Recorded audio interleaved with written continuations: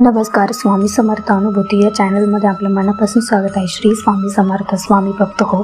आज मी तुम्हाला खरंच खूप मोठी सेवा आणि महत्त्वपूर्ण सेवा सांगणार आहे.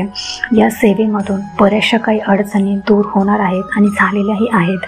तर या सेवेचा अनुभव असा की तुम्हाला जर संतान प्राप्ती होत नसेल, आई होण्याचं सुख मिळत नसेल, तर ते नक्कीच तुम्हाला मिळणार आहे. आणि संतान प्राप्ती होण्यासाठी कोणती सेवा करायची आणि कधी करायची, कशी करायची, हे सगळं काही तुम्हाला सांगणार आहे.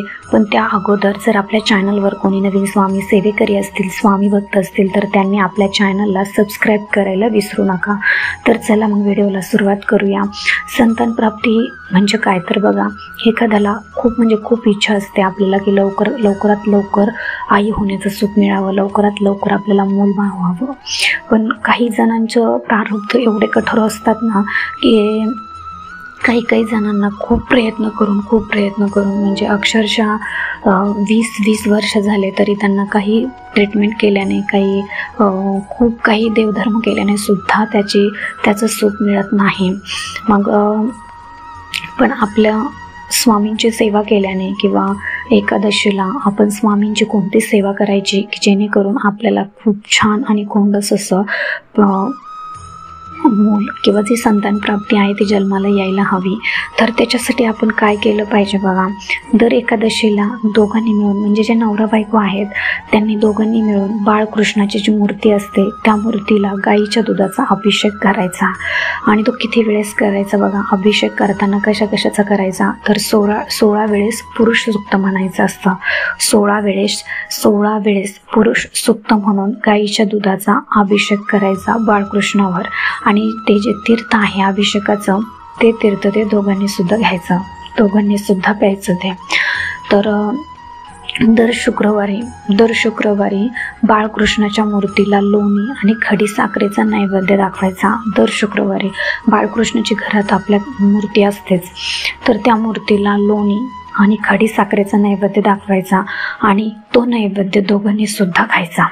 तर बघा, दररोज बाळकृष्णाच्या फोटोला सुवासिक अत्तर लावायचं, धूप लावायची आणि अगरबत्ती लावायची आणि एक माळ संतान गोपाळ मंत्राची करायची.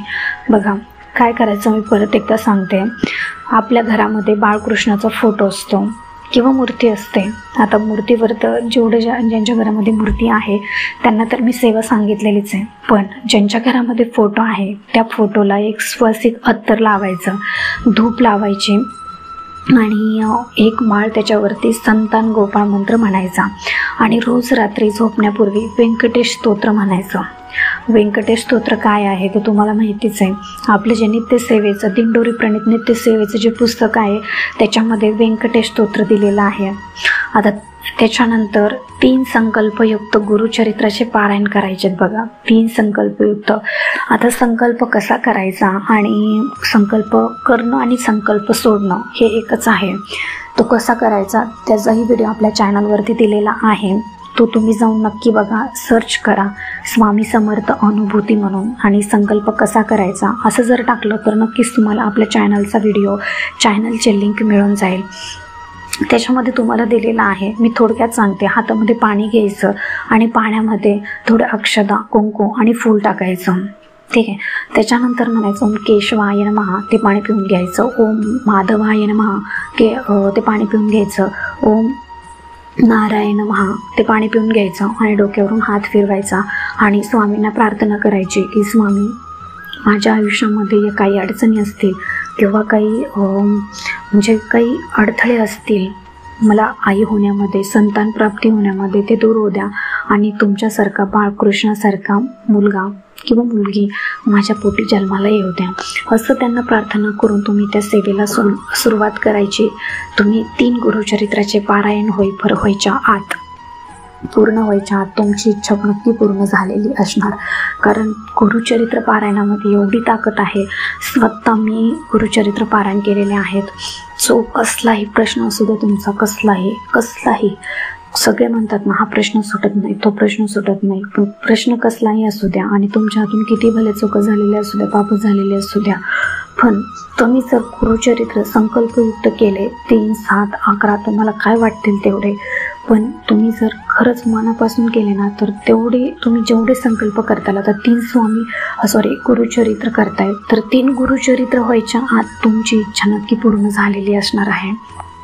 कारण गुरुचरित्रामध्ये एवढी ताकद आहे की आपली इच्छा आणि आपली सेवेमध्ये स्वामी म्हणजे आपल्या सेवेमध्ये एवढी ताकद आहे. आपण सेवा एवढी मनापासून करतो की देवाला सुद्धा आपल्या ती इच्छा पूर्ण करावीच लागते.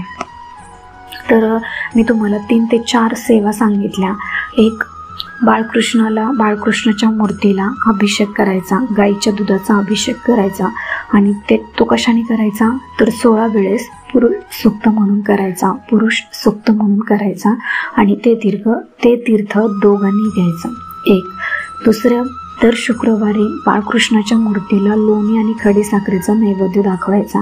लोणी घ्यायचं आणि खडीसाखर घ्यायची आणि नैवेद्य दाखवायचा आणि तो नैवेद्य दोघांनी खायचा. ठीक आहे. तिसरी अशी की दररोज बाळकृष्णाच्या फोटोला एक सुवासिक अत्तर लावायचं आणि त्यांच्यावरून धूप अगरबत्ती लावून एक माळ आपल्याला संतान गोपाळ मंत्र हा म्हणायचा आहे. बरोबर. आणि त्याच रात्रीला किंवा रोज रात्री तुम्ही व्यंकटेश स्तोत्र जरी म्हटले झोपायच्या वेळेस, अगदी व्यंकटेश स्तोत्राचा एक पाठ करून जरी झोपले, नाहीतर फक्त एकदा वाचून जरी झोपले तरी चालेल. आणि त्याच्यानंतरची 4थी सेवा आणि खूप महत्त्वाची सेवा म्हणजे 3 संकल्पयुक्त गुरुचरित्र पारायण. ह्या 4 सेवा तुम्ही जर मनापासून केल्या आणि 4 सेवा पूर्ण व्हायच्या आतच तुमची इच्छा किंवा तुम्हाला संतान प्राप्ती झाल्याशिवाय राहणार नाही. कारण ह्या सेवेमध्ये खरंच खूप ताकद आहे. खरंच खूप ताकद आहे. ज्यांनी कोणी स्वामी सेवेत म्हणजे आलेले आहेत आणि त्यांनी सेवा केलेली आहे त्यांना तुम्ही अनुभव विचारा. खरंच ह्या सेवेचे खूप अनुभव आहेत. गुरुचरित्र म्हटलं की गुरुचरित्र पुढे आपल्याला खरंच 5वा वेद मानला जातो. गुरुचरित्रामधला 5वा वेद मानला जातो. हा साधासुद्धा ग्रंथ नाही आहे, हा दिव्य शक्तीने भरलेला ग्रंथ आहे आणि ह्या ग्रंथाची जी शक्ती आहे ती खूप अफाट आहे. आणि ही शक्ती आपण फक्त बोलण्यामधून किंवा दुसऱ्यांकडून ऐकली असेल, पण जेव्हा तुम्ही स्वतः हा ग्रंथ वाचता, त्या ग्रंथाच्या प्रत्येक शब्दाचा तुम्ही अर्थ समजून घेता किंवा प्रत्येक ओवीचा अर्थ समजून घेता, लक्षपूर्वक आणि मन लावून वाचताना, तेव्हा तुम्हाला समजतं की बाबा खरंच गुरुचरित्रामध्ये खूप ताकद आहे आणि त्याचा अनुभव तुम्हाला दिसतोच, जाणवतोच. तो तुमच्या समोर दिसतोच, लगेच दिसतो. म्हणजे तुमचे ते पारायण पूर्ण होतात की नाही त्याच्या आतच कोणाच्या ना कोणाच्या तरी मार्फतीन तुम्हाला ती तुमचा जो संकल्प आहे, तुमची जी इच्छा आहे ती पूर्ण झाल्याशिवाय राहणार नाही. बघा, तुम्ही हे करून बघा आणि जर अनुभव आला तर नक्कीच आपल्या चॅनलला तुम्ही कमेंट करून सुद्धा सांगणार की ताई तुम्ही ही सेवा दिली होती संतान प्राप्तीची आणि आम्ही केली आणि त्याचा खरंच खूप छान अनुभव आला. तुम्ही करून बघा. कारण स्वामींची लीला एवढी अगाध आहे ना, जो कोणी मनापासून स्वामींचं नामस्मरण करतो, स्वामींची सेवा करतो, त्याची इच्छा पूर्ण होतेच. पण ही जी सेवा सांगितलेली आहे ती फक्त एकादशीला करायची आहे तुम्हाला. ज्या 11 एकादशी येतील किंवा आपल्या महिन्यातल्या 12 एकादशी येतील त्या एकादशीला करायच्या आहे. मग तुम्ही 15वाडी पकडा किंवा महिनाभराची पकडा, त्या प्रत्येक एकादशीला तुम्हाला ही सेवा करायची आहे. कारण एकादशीला सुद्धा खूप महत्त्व आहे आणि त्या दिवशी आपण सेवा केलेली खरंच देवांपर्यंत म्हणा, स्वामींपर्यंत पोचतेच. कारण आपण म्हणतो ना, एक विशिष्ट दिवशी केलेली सेवा जी असते त्यात काहीतरी महत्त्व असतं, म्हणूनच आपली सेवा देवापर्यंत पोचते. आणि तसंच काही आहे, जर ही सेवा आपण मनापासून केली, एकादशीच्या दिवशी केली, तर ती नक्कीच स्वामींपर्यंत पोचते आणि आपली इच्छा पूर्ण होते. तर बघा, हा छोटासा व्हिडिओ होता पण खरंच खूप महत्त्वपूर्ण होता. असं वाटलं की बाबा खरंच आई होण्याचं सुख ज्या क्षणांना कोणाला मिळालेलं नाही. आपण जर सेवा म्हणजे आपण जर याच्यावरती एक व्हिडिओ बनवला, मला खरंच खूप कमेंट येत होत्या की ताई याच्यासाठी काही सेवा आहे का. पण म्हणतात ना, जेव्हा स्वामींची इच्छा होते तेव्हाच आपण आपल्या तोंडून काहीतरी चांगलं देण्याचा प्रयत्न करतो. मी असंच काही समजते की स्वामींनी मला बुद्धी दिली की बाबा या गोष्टीवरती तू व्हिडिओ बनव आणि तो लोकांपर्यंत पोहोचव आणि अशा सेवा सांग. तर मी अशीच काही सेवा सांगितली आणि याच्यातून बऱ्याच जणांना खरंच खूप अनुभव आला.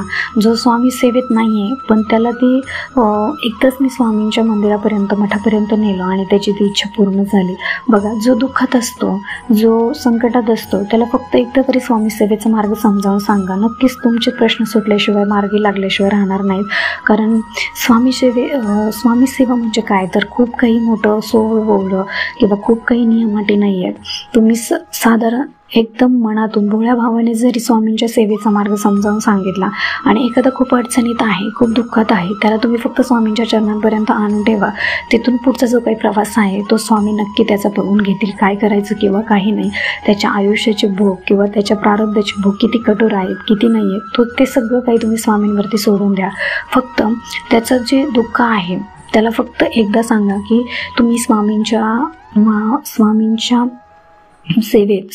सेवेत मार्गामध्ये ये आणि बघ तुझं दुःख दूर होतंय की नाही.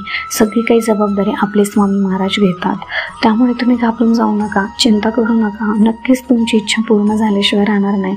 कारण तुमच्या सेवेमध्ये एवढी ताकद पाहिजे की स्वामींनी आपली इच्छा पूर्ण केलीच पाहिजे. कारण सेवेमध्ये आपण एकतर नियमाटी पाळत असतो, मनपूर्वक करत असतो आणि ती सेवा आपली वायाला जात नाही. हे तितकंच खरं आहे बरं का. तुम्ही जी सेवा करताना ती कधीच व्हायला जाणार नाही.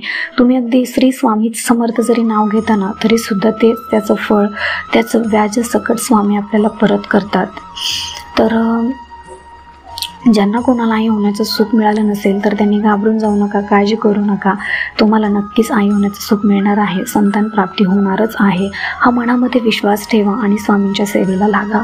बघा तुमची इच्छा पूर्ण होते की नाही. तर ह्या सेवा होत्या त्या मनापासून करा, नक्कीच तुमची इच्छा पूर्ण होईल. तर हा छोटासा व्हिडिओ होता, छोटीशी सेवा होती. ती तुम्हाला कशी वाटली मला कमेंट करून नक्की सांगा. आणि आवडली असेल तर आपल्या चॅनलला लाईक, शेअर आणि सबस्क्राईब करायला विसरू नका. तर भेटूया अशाच एका नवीन अनुभवासोबत, नवीन व्हिडिओसोबत. तोपर्यंत सर्वांना श्री स्वामी समर्थ.